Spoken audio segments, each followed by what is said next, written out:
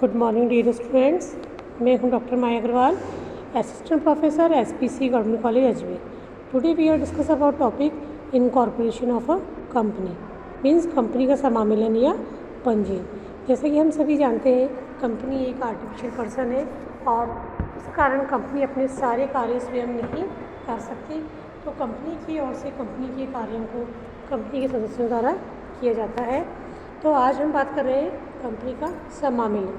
तो सबसे पहले जो हम कंपनी के निर्माण की बात करें, सबसे पहले कंपनी की प्रवर्तन अवस्था होती है, जिसके अंतर्गत कंपनी के निर्माण के संबंध में एक विचार प्रवर्तक के मन में आता है कि मुझे किस प्रकार की कंपनी बनानी है तथा कंपनी का ढांचा, कंपनी का नाम, कंपनी किस प्रकार की होगी, कंपनी की पूंजी संरचना, कंपनी के पार्षद सीमा नियम, सभी चीज़ें तैयारी की जाती है। यह कार्य कंपनी की प्रवर्तन अवस्था जो प्रथम अवस्था मानी जाती है उसके अंतर्गत किया जाता है और ऐसा कार्य करने वाला व्यक्ति प्रमोटर कहलाता है। इसके बारे में विस्तृत चर्चा हमने पिछले लेक्चर्स में कर चुके हैं। आज मैं आपके सामने डिस्कस करने जा रही हूँ कंपनी निर्माण की दूसरी अवस्था, जिसे हम कहते हैं कंपनी का समामेलन या पंजीयन means incorporation of a company.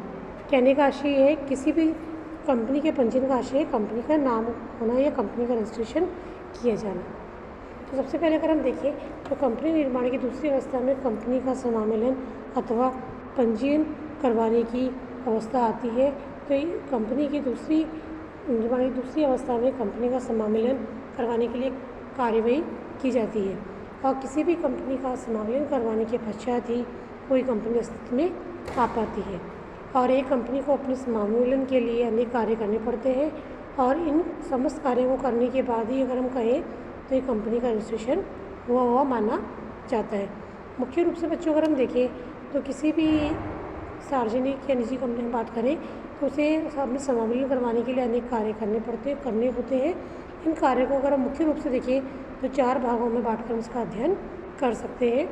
तो सबसे पहले अगर हम देखें तो प्रारंभिक तैयारियाँ, सेकंड है रजिस्ट्रार को प्रपत्र की सुपुर्दगी करना, थर्ड है रजिस्ट्रार द्वारा डॉक्यूमेंट्स की जांच करना एंड अंत में हमारा जो 4th स्टेप होगा समावेलन का प्रमाण पत्र प्राप्त करना। तो ये चारों स्टेप्स अगर हम फॉलो करते हैं तो हम किसी भी प्रकार की कंपनी का रजिस्ट्रेशन आसानी से करवा सकते हैं।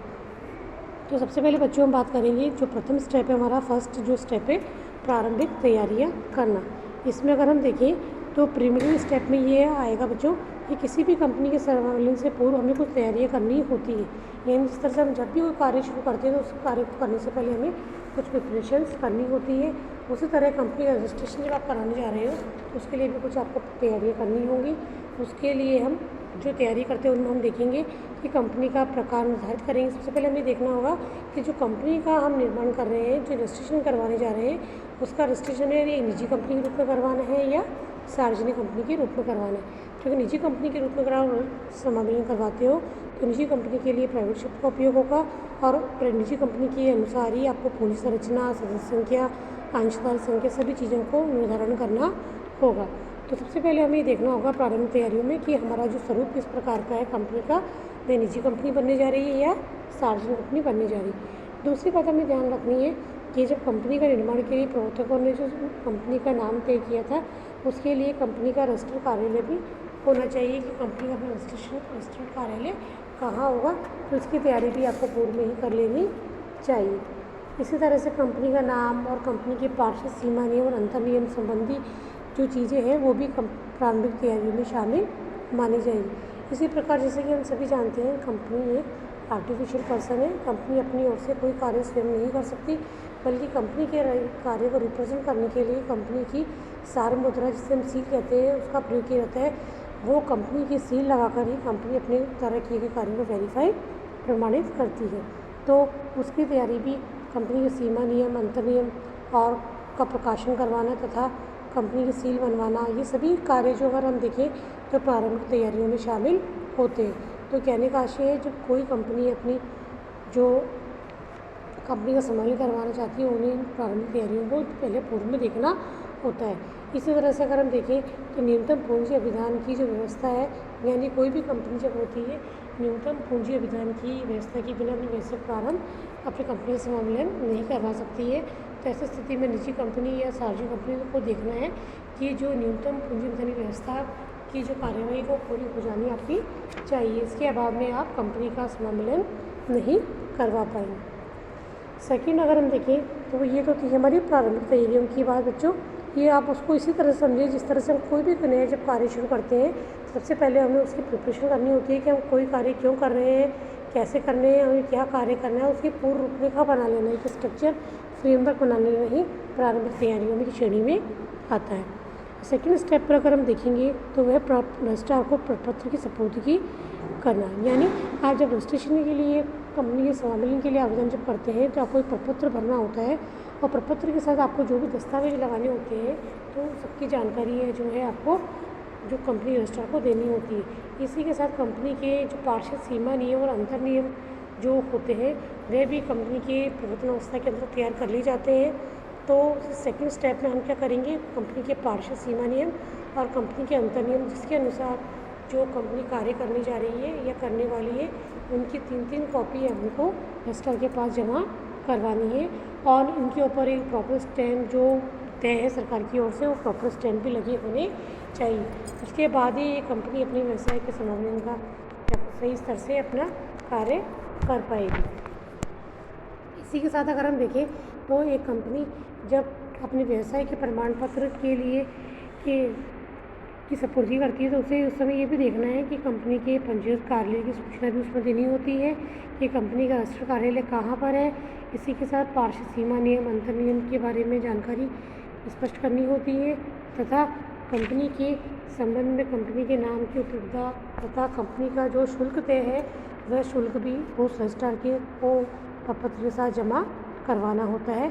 यानी कहने का आशय है कि जब आप कंपनी का समावेलन करवा रहे हो तो आपको जो प्रक्रिया है इस पूरी प्रक्रिया को बड़े ही ध्यान से फॉलो करना होता है, तभी आप अपने आवेदन समावेलन का आवेदन को सही प्रकार से कर पाओगे और आप अपना समावेलन करवा पाओगे।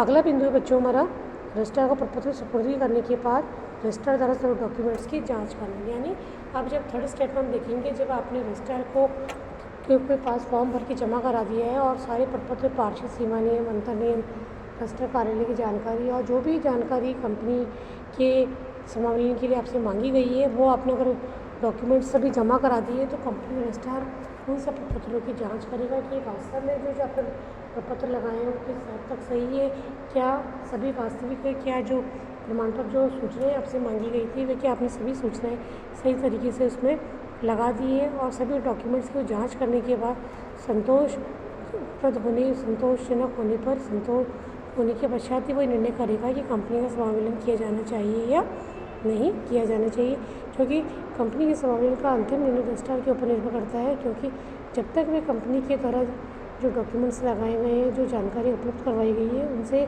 संतोष नहीं होगा, सेटिस्फाई नहीं होगा, तब तक वे समावेलन के आगे आपको नहीं देगा, अनुमति नहीं देगा। तो यही उसी प्रकार से जिस तरह से मान लीजिए हम कहीं किसी भी जगह एडमिशन लेते हैं तो एडमिशन लेने के दौरान हमें कोई एक फॉर्म भरना होता है। फॉर्म में जो भी क्वालिफिकेशंस हमने भरी है उसके संबंधित हमें मार्कशीट्स वगैरह डॉक्यूमेंट्स हमें लगाने होते हैं।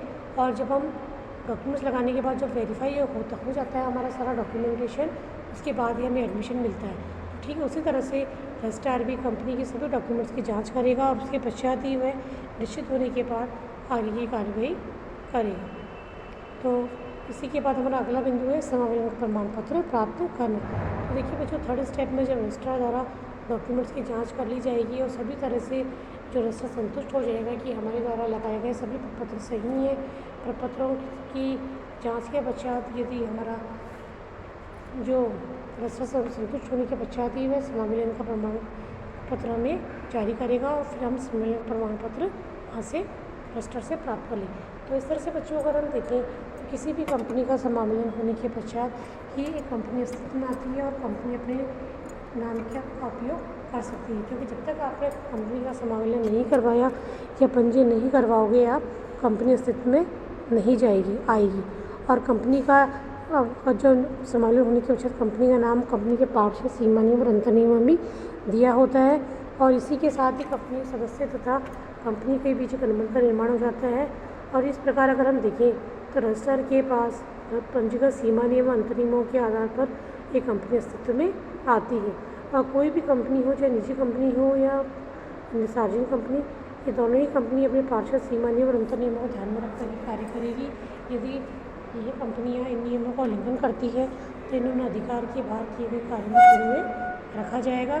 तो इस प्रकार आशा की जाती है कि एक कंपनी जब भी अपने समावेलन का कार्य करे तो सभी इस प्रक्रिया को पूरी तरह से पालन करे, तभी वे अपने समावेलन का सही प्रकार से प्रमाण पत्र प्राप्त कर पाएगी और अपने व्यवसाय को आगे बढ़ा पाएगी। तो इस तरह से बच्चों आज हमने देखा कि कंपनी का जो फर्स्ट स्टेप होती है प्रवर्तन अवस्था होती है, उसके पश्चात हम सेकंड स्टेज में आते हैं कि कंपनी का समावेलन अवस्था, इसके पश्चात ही कंपनी आगे बढ़ती है। तो बच्चों आप सभी से यही कहना चाहूँगी कि आप अपनी स्टडी जारी रखिए और जो बिंदु मैंने आपको बताया इन बिंदुओं को ध्यान दीजिए और बुक से आप स्टडी करिए और आपको खूब अच्छा मैटर बुक्स के थ्रू पढ़ने को मिलेगा।